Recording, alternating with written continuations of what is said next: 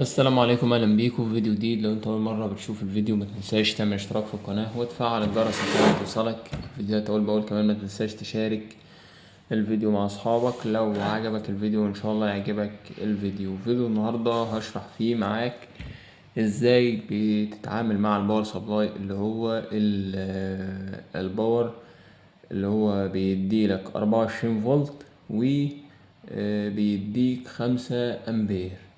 طبعا الباور سبلاي ده غني عن التعريف. زي ما حضرتك شايف الموديل بتاعه اللي هو 120 اللي موجود قدام حضرتك ده. نيجي الاول حاجه لطريقه توصيل الباور سبلاي. طبعا الباور سبلاي طريقه توصيله سهله جدا، يعني ما فيهوش اي افتكاسات. لو جيت حضرتك مثلا تيجي على المخارج بتاعته من هنا هتلقى كل حاجة مكتوبة مع حضرتك. هتلقى حاجة اسمها هنا الاي سي، بس هي يعني كتابة قد تكون مطبوعة او محفورة يعني على المعدن او الجسم بتاعه. تلاقي حاجة هنا اسمها اي سي. طبعا على الشمال اللاين وعلى اليمين النيوترال، يعني دول الخاصين بال 220 فولت بتوع حضرتك اللي هم التيار المتردد. تمام. اللي في النص ده تقريض عشان لو حضرتك هتثبته على لوحة او اي حاجة بتبدأ ان حضرتك تقرض عليه من هنا. طبعا هو بيتعامل مع اوتبوت دي سي، بمعنى ان بيديلك كهرباء بطاريات، يعني تقدر ان حضرتك تشحن بيه لو بطاريات 24 فولت مثلا، او اي حاجة من الحاجات اللي بتتغذى بالتيار المستمر زي لوحات الفاير مثلا، او بعض الكاميرات.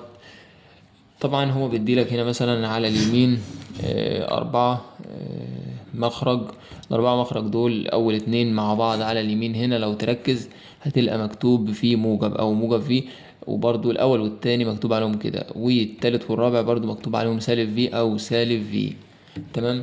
فانت حضرتك بتبدأ ان انت يعني توصل على الاولاني وتوصل على التالت، ده في حالة انك هتوصل مثلا ايه او هتاخد منه مثلا خارج واحد. تمام. ده كان شرح الباور سبلاي بكل سهولة.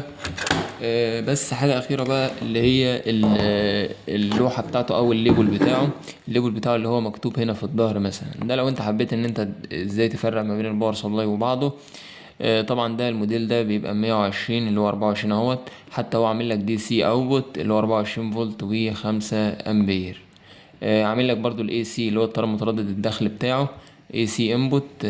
ده برضو عملوا لك 110، يعني من 110 بداية لحد 220 فولت بلس اور ماينس 15%. ده يعني الارقام دي زيادة او اقل بنسبة 15% اللي هي بالنسبة للانبوت، انما الاوتبوت كده كده ثابت، يعني ما ينفعش ان يغير فيه. لا، التيار المتردد ممكن يتغير معاك في لحظة، ممكن بس في رينج اللي هو 15% اللي هي السماحية اللي موجودة دي او اللي مكتوبة. ده طبعا كان شرح مختصر كده للباور سبلاي.